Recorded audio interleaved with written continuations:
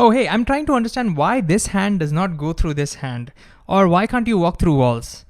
Sounds like a silly question, right? But once you understand the shocking consequences of the 1911 physics discovery, which are not discussed in textbook, by the way, you will gain a much better perspective of the matter around you, and this question will not sound silly at all. Now, to do this right, we need to start a little bit from the beginning. We need to go back in time in 1897. So this is what a random physics class would look like in 1897.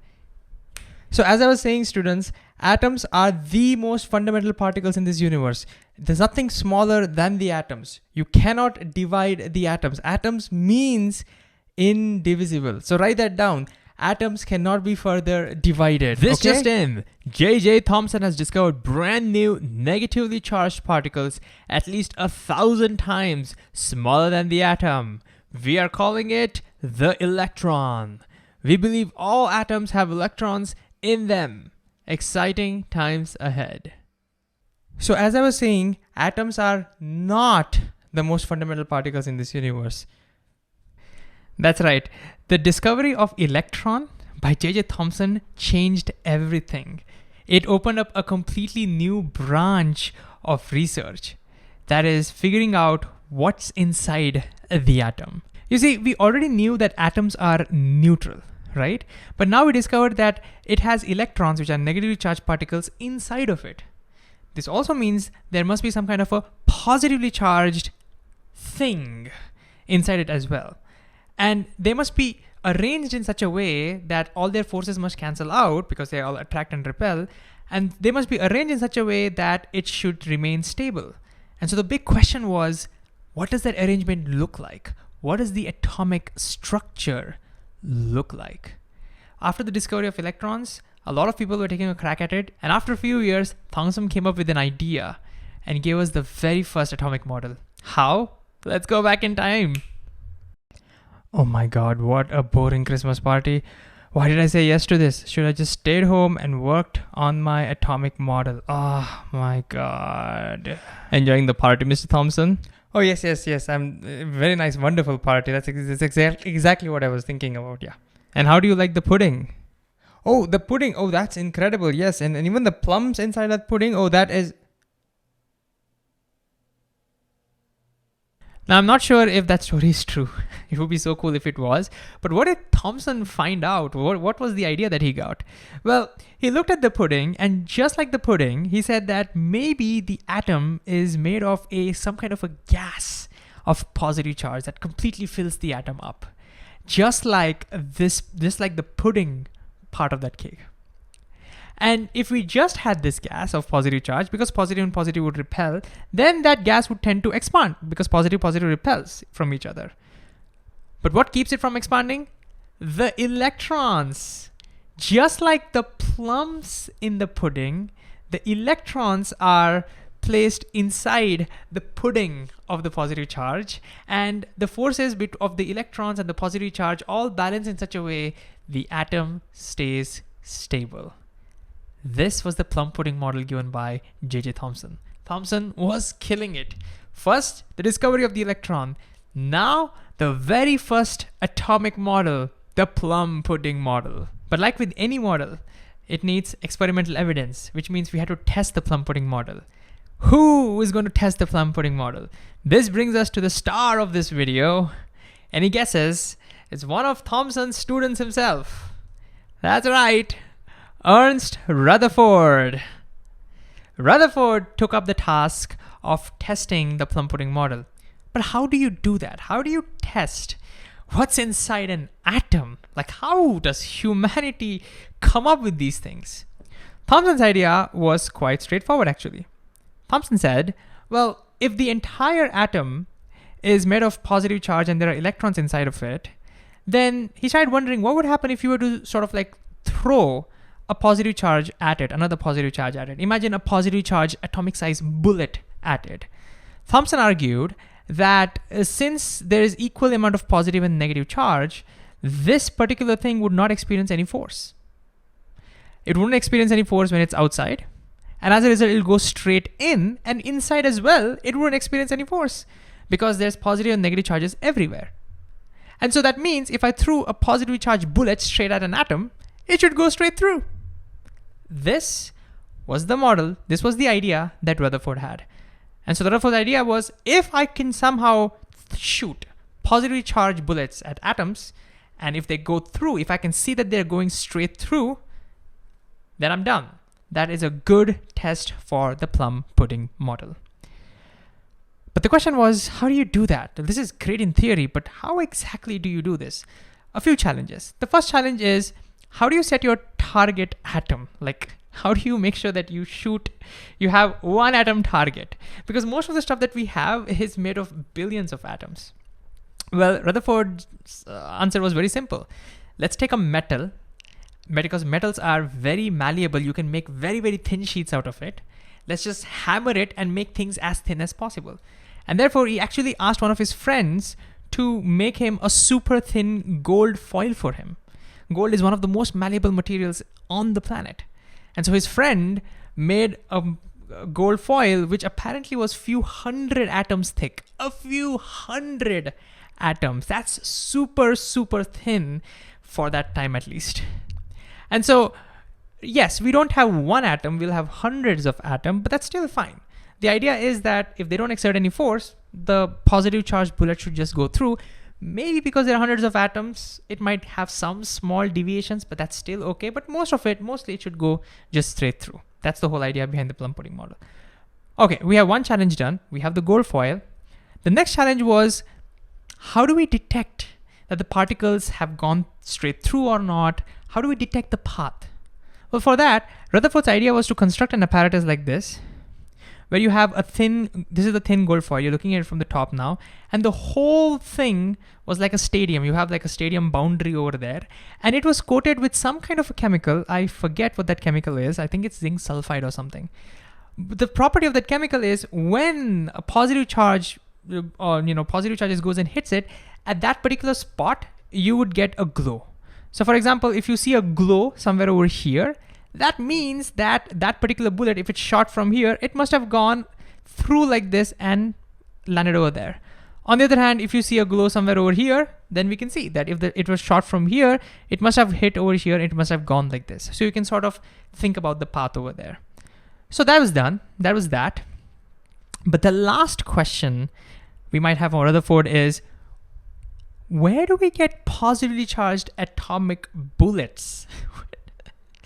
Where does Rutherford find that from? Well, let's go back in time. All set for the experiment, Rutherford?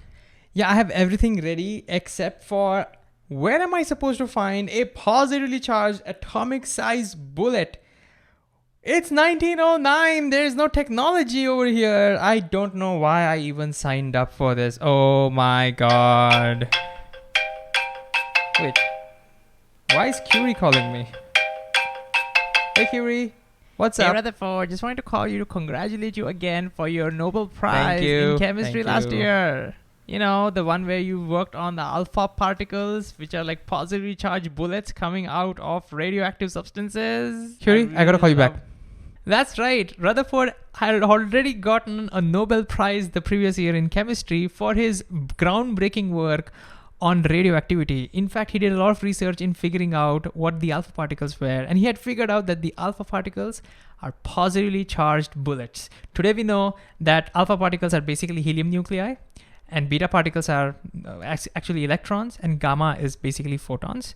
But back then, what was important is that they knew that alpha particle was positively charged. And so what would Rutherford do now? All Rutherford had to do was use some kind of a radium isotope, which is the source of an alpha particle, and of course enclose that so that you have more control over the direction. You only want the alpha particles that are coming towards the gold foil, and that's the last piece of the puzzle. So we now have everything. We have the gold foil, we have the alpha source, we have the alpha particle source, we have zinc sulfide all around, so we know where these alpha particles land. All we have to do is do that experiment now. And once again, let's go back in time one last time and look at this experiment done live.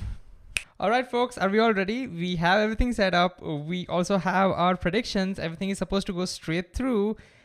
And that's obviously what's going to happen because, thumb pudding model is awesome. JJ Thomson is awesome. It's obviously right. Everything is just right. I have Thomson on the speed dial as well because we know we're going to confirm it. Okay, ready? Let us start. Boop. There we go. There we go. All the alpha particles are going straight through. Awesome. High fives. High fives. Should I call Thomson now? I think we should, right? Like, I mean, it's happening. It's happening. All right, let me call him. Hey, Rutherford, what's up? Wait, did you see that? I'm gonna call you back. Yeah, it's just a glitch. It's just a glitch. It's fine. It's fine. I think it's not a big deal. Wait, there's another one. What's happening? Wait, there's another one. And there's one more. Wait, this can't be. No, this can't be. No. What just happened? Why was Rutherford so shocked? Well, if we go back to the experiment, we saw that most of the glow was right behind the gold foil. And this was the one that we predicted. This basically meant all the alpha particles over there went straight through. But if you watched that clip carefully, we also found some glow which was behind. This was the one that shocked Rutherford and his friends. Because that meant that alpha particles are bouncing off of gold atoms. But you may ask, well, Mahesh, why is that such a huge deal? Because as a scientist, you probably know that experiments don't always give you the exact same observations, right? Because that's part and parcel of science. And so maybe something like that has happened over here. We just need to tweak our model a little bit, right? No. What this meant, which we'll understand now, was something dramatic. This meant that the plum pudding model had to be completely discarded, not tweaked, not changed a little bit, completely discarded. Why? Well, let's look at it. If the alpha particles are bouncing off like this, there must be a significant force acting on them. And since alpha particles were known to be pretty energetic, this force needs to be pretty high. The big question was, where is this force coming from? We already saw that according to the plum pudding model, because everything is pretty neutral, there's no way the plum pudding model can generate that much force. And Rutherford did some back of the envelope calculation. Even if you have hundreds of atoms, and even if it's not perfectly distributed, he saw that the force needed to create that kind of a bouncing off effect is billions of times stronger than what the plum pudding model can ever give you. Billions of times stronger. That's not just a small error. That's a huge error. And that's why Rutherford was shocked. And he was trying to figure this out for another couple of years by doing multiple experiments and trying to figure out what does it all mean. And eventually, he did figure it out. He realized that he had to throw the plum pudding model out of the window and just start from scratch. And so what he realized was that if I need to generate that much force, there is no way that the positive charge can be distributed uniformly throughout the atom. That's just not possible.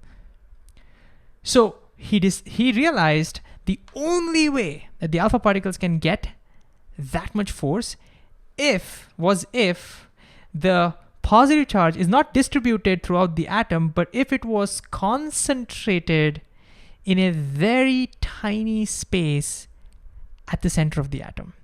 Because then look, the alpha particles can come very close to that positive charge. And from Coulomb's law, you probably know the closer something can come, the closer charges are, the bigger the Coulomb repulsion. And so you can have a very strong Coulomb repulsion if and only if all the positive charge is concentrated at the center, no electrons over there, so you feel the full brunt of the positive charge.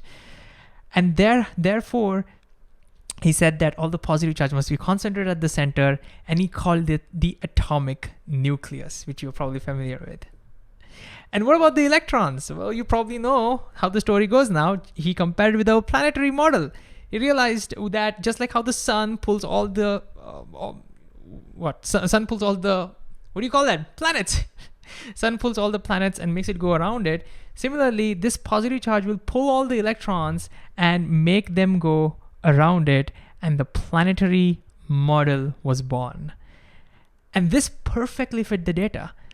Because look, because the thing is in the center, most of the times the alpha particles will not even come close to it, and therefore they will go through. And that explained why most of the times we did see alpha particles going straight through.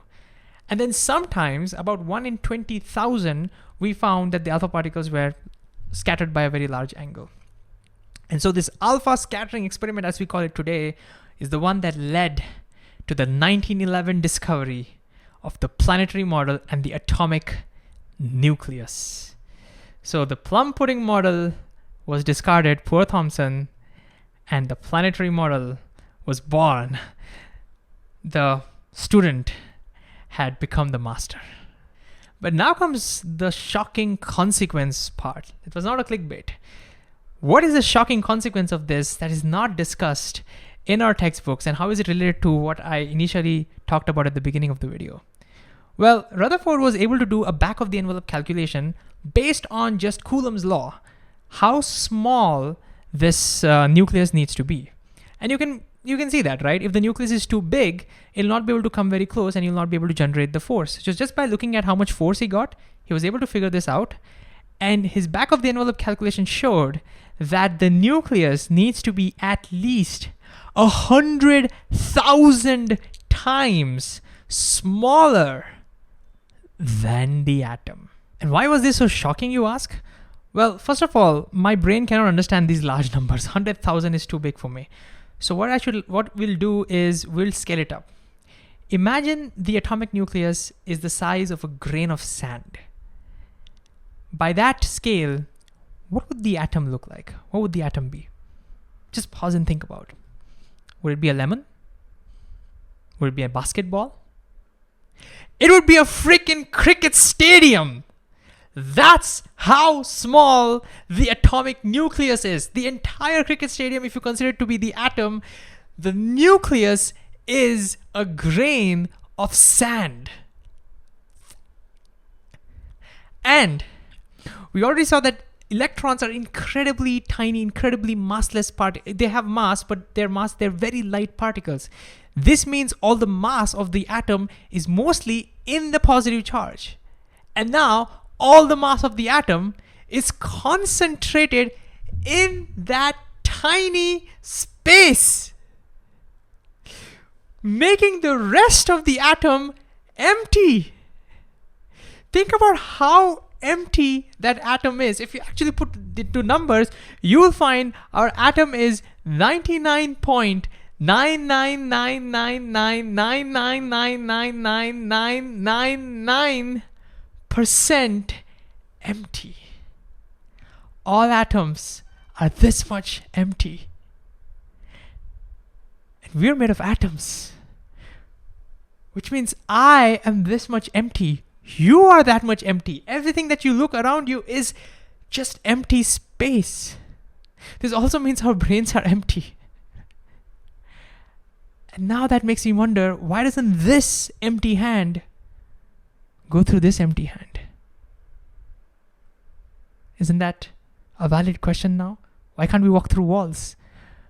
What gives solid matter its structure?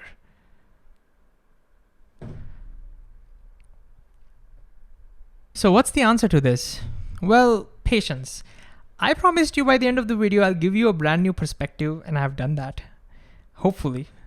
And hopefully the question that I've asked also makes sense. Sometimes in science, actually most of the times in science, we spend a lot of time trying to figure out the right answer. But I think we get a lot of insights sometimes by trying to figure out what the right question is. And that was the hope of this particular video. Because to answer this question, we need to continue this story. Turns out Rutherford's model has some pretty significant flaws. We need to do some more role play with a few more folks before we can answer the question exactly why this empty hand does not go through this empty hand. So that's it for this video.